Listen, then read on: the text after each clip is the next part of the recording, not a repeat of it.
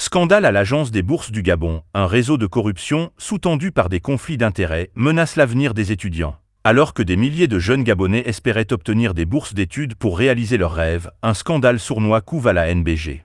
Conflits d'intérêts, pots de vin et trahison en coulisses, comment un réseau bien organisé sacrifie l'avenir de toute une génération pour des profits personnels? Le président Oligui est-il prêt à agir? Le système des bourses d'études, censé offrir une chance égale à tous les jeunes Gabonais, est aujourd'hui au cœur d'un scandale sans précédent. L'Agence nationale des bourses du Gabon, ANBG, est pointée du doigt par de nombreuses sources concordantes pour des pratiques de corruption et de favoritisme qui compromettent l'avenir de milliers d'étudiants.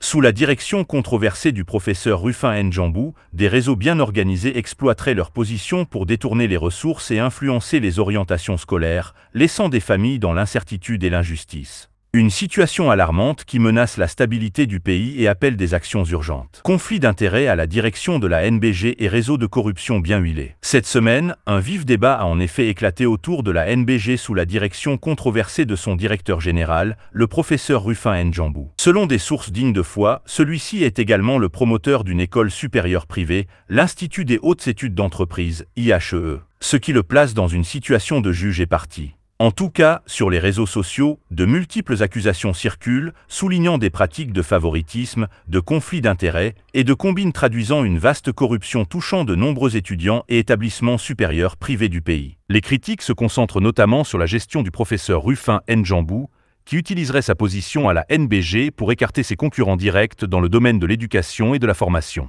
Sous sa direction, la NBG aurait exclu du bénéfice des bourses d'études une cinquantaine d'établissements reconnus par le ministère de l'Enseignement supérieur.